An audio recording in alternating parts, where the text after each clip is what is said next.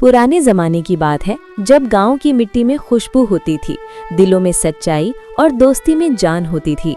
एक छोटा सा गांव जिसका नाम मुबारकपुर था। उस गांव में दो दोस्त रहते थे जिनका नाम अहमद और करीम था। दोनों बचपन के साथी थे, एक ही दरख्त के नीचे खेलते थे, एक ही उस्ताद के शागिर्द और एक दूसरे के दुख सुख के साथी थे।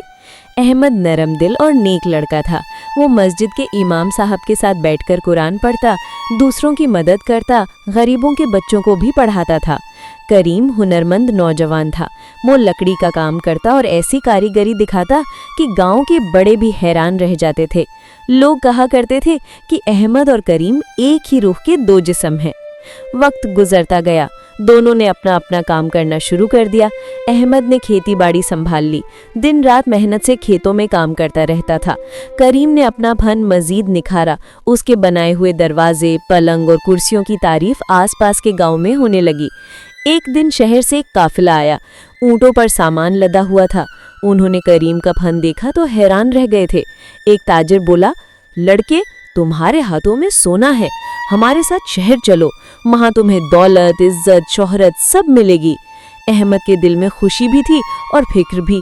उसने नरमी से कहा, करीम, शहर का चमकदार रास्ता दिलों को अंधा कर देता है, अपनी जड़ें याद रखना।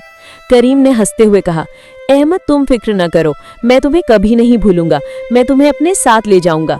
अहमद ने मुस्कुराकर दुआ दी और यूं पहली बार दोनों दोस्त जुदा हो गए थे। शहर की चमक ने करीम को बदल दिया। दौलत मिली, इज्जत मिली, मगर दिल का सुकून खो गया था। वो मसरूफ हो गया, उसके खत आना बंद हो गए थे। अहमद हर शाम मस्जिद के बाहर बैठकर आसमान की तरफ देखता और कहता, मेरा दोस्त कहाँ होगा, खुश होगा या नहीं। साल गुजरते गए। फिर एक दिन गांव के रास्ते पर एक शानदार घोड़े पर करीम आया। लोग दौड़कर देखने लगे। वो करीम था।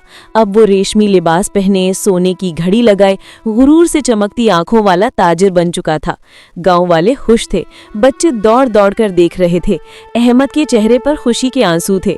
वो दौड़ कर आया, करीम तू आ गया, मैं तो रोज दुआ करता था तेरे लिए। मगर करीम ने एक कदम पीछे हटाकर कहा, अहमद, अब मैं वो पुराना कारीगर नहीं रहा, मैं शहर का ताजिर हूँ, मेरे पास वक्त नहीं इन पुरानी बातों के लिए।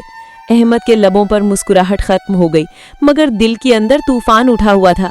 वो बोला, दोस्त, दौलत इंसान के हाथ में अच्छी लगती है, दिल में नहीं। करीम ने नजर फेर ली और चला गया। चंद दिन बाद करीम ने गांव के किनारे एक बड़ा गोदाम बनाया। लकड़ियों और कीमती सामान से भरा हुआ था। एक रात अचानक गोदाम में आग लग गई, सब कुछ जलकर राख हो गया।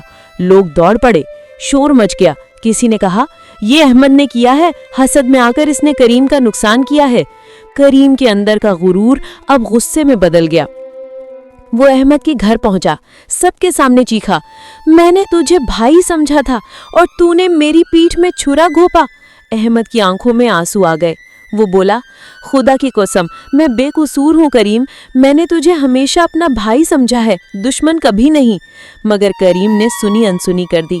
वो गुरूर से बोला, आज के बाद मेरा तेरा कोई ताल्लुक नहीं।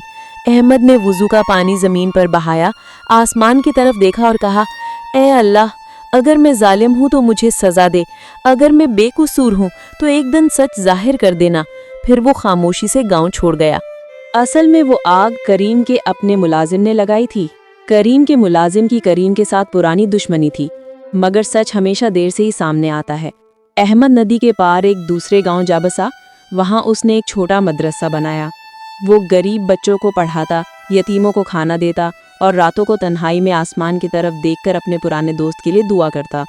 करीम, अल्लाह करे तो खुश हो, शायद एक दिन तुझे एहसास हो कि मैं बेकसूर था।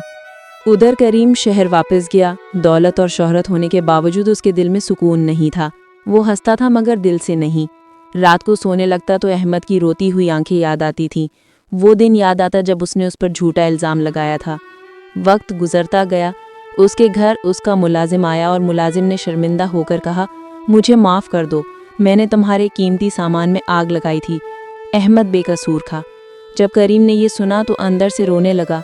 आसमान की तरफ देखा और बोला, अगर अहमद बेकसूर था तो ऐ खुदा, मुझे उसे ढूंढने का मौका दे, मैं अहमद से माफ़ी मांगना चाहता हूँ।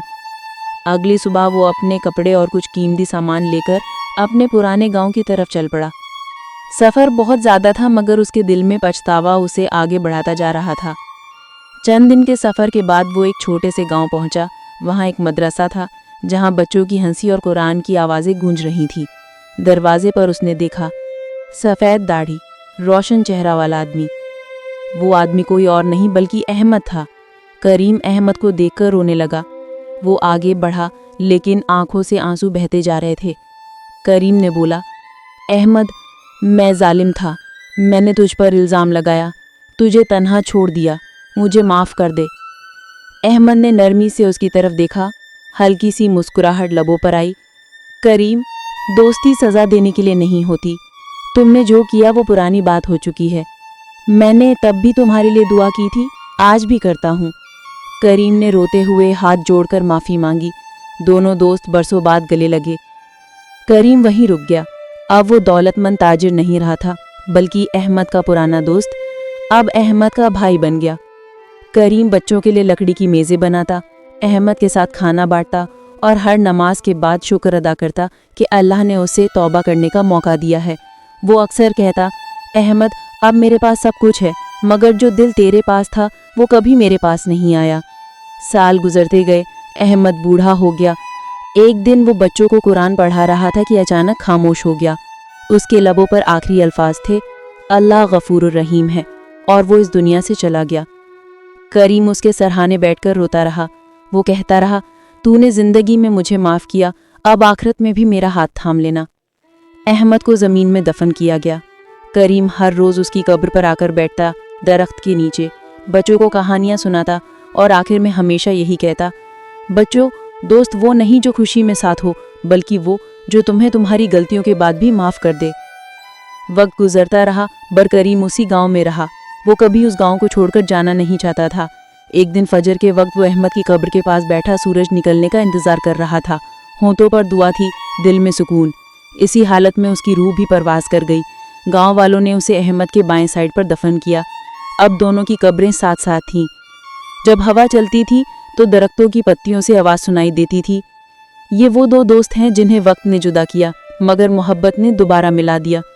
और यही सच है, दौलत, शोहरत, ज़माना सब बदल जाते हैं मगर दोस्ती हमेशा कायम रहती है। या अल्लाह, हमारे दोस्तों को हमेशा सलामती रख। आमीन।